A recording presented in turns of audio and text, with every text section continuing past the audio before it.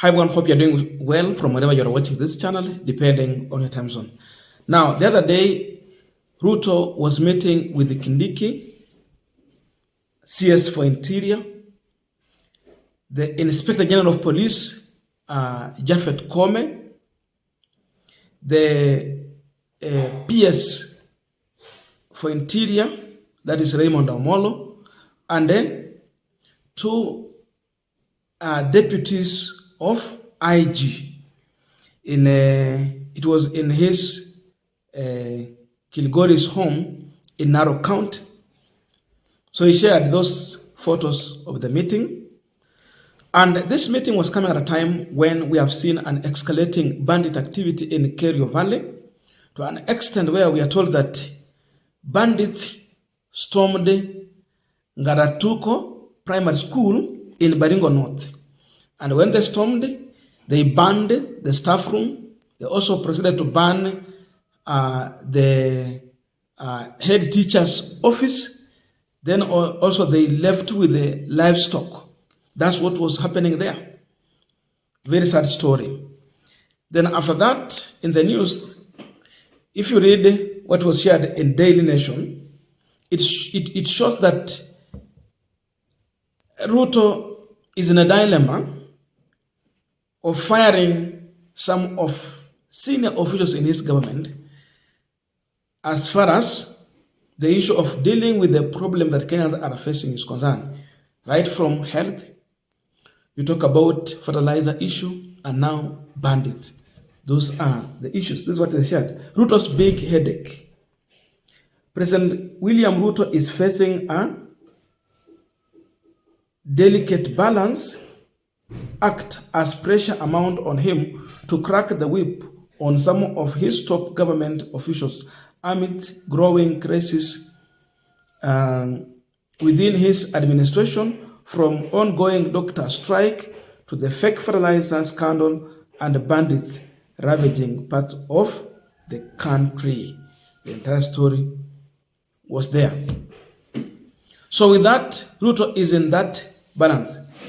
So there was an issue of some of these people being fired or reshuffled to happen.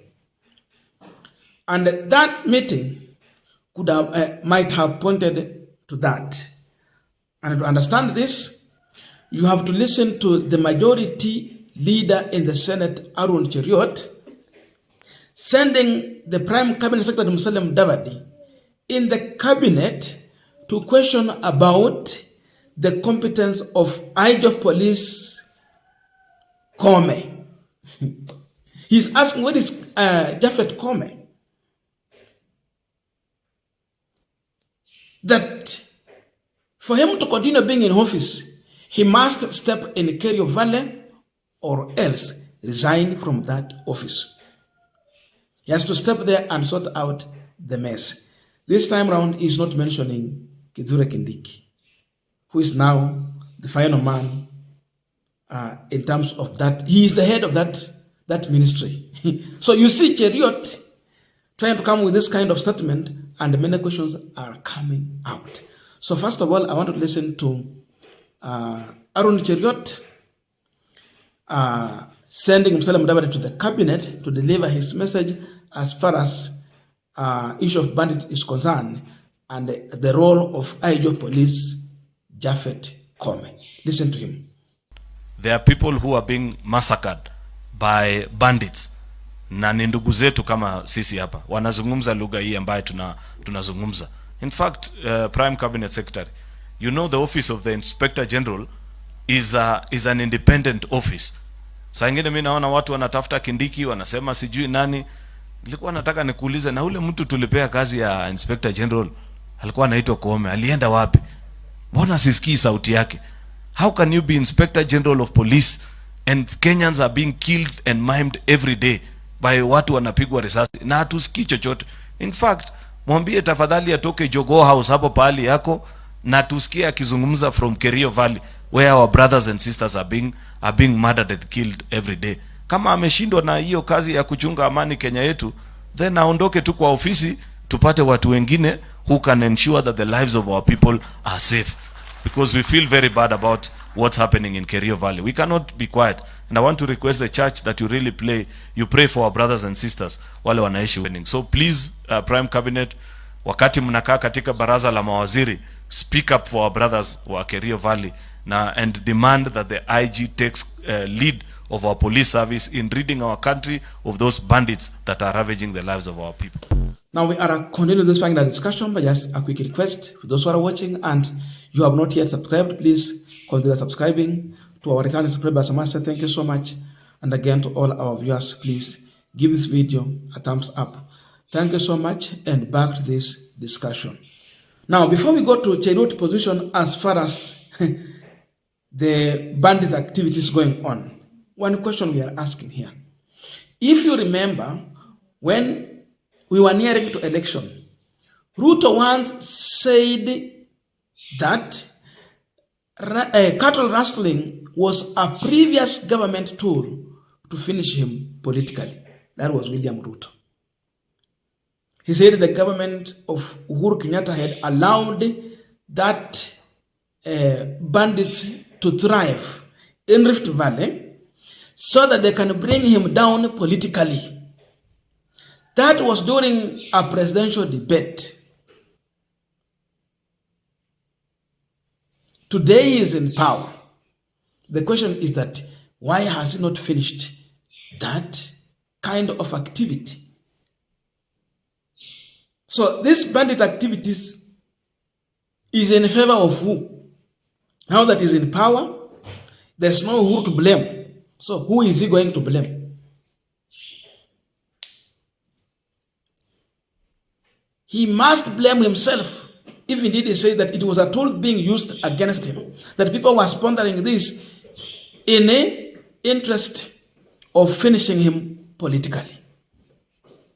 He said that. So today, what will he say? But above all, now go to Arun Cheruiyot's statement.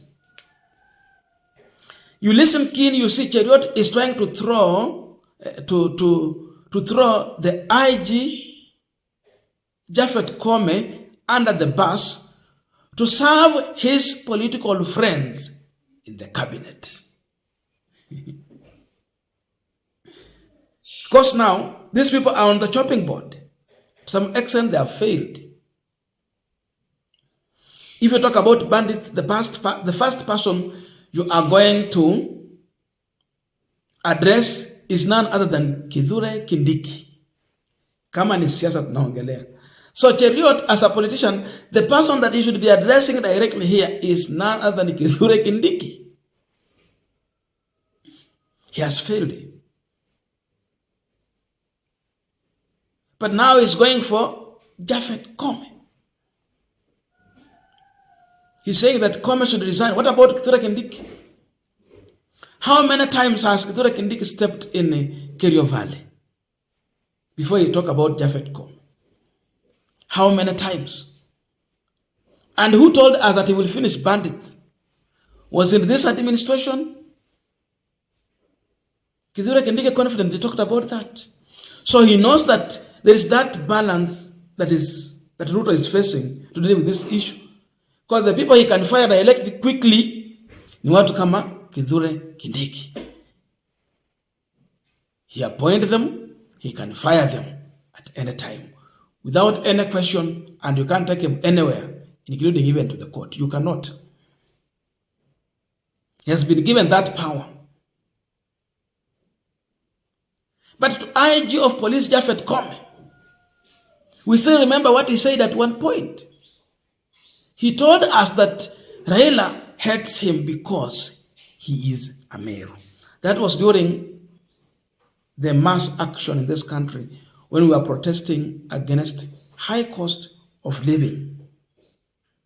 So when Raila came out and he wrote a letter, the Azimio team wrote a letter to Hague, Holland, demanding that an investigation be done against IG and senior police officers as far as the issue of killing of our own people here, Nyalenda slums and elsewhere. People were being removed from houses, beaten like snake, as if hawana mfupa yoyote.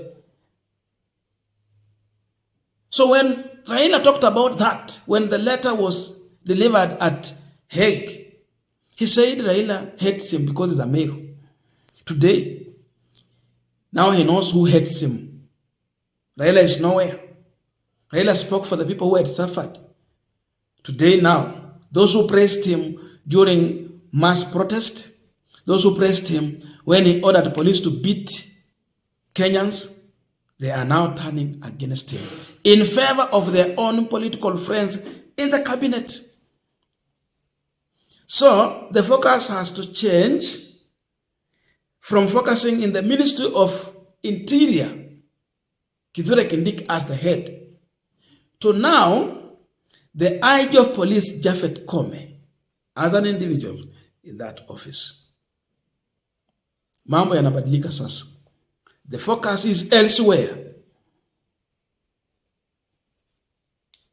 So Koome is being thrown under the bus.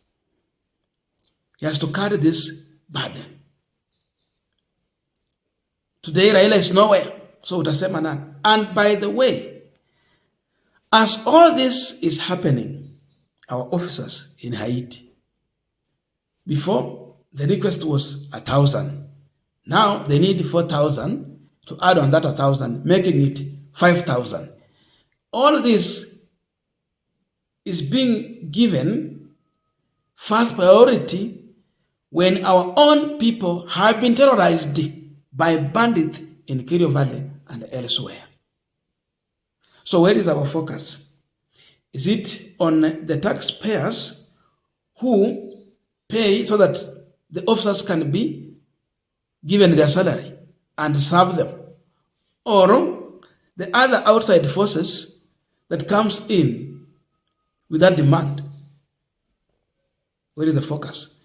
If we cannot deal with the bandits in this country here, we can't solve that problem, then how can we deal with the issue of Haiti, where well-armed gangs are on the streets, they have captured? We can't deal with the bandits here.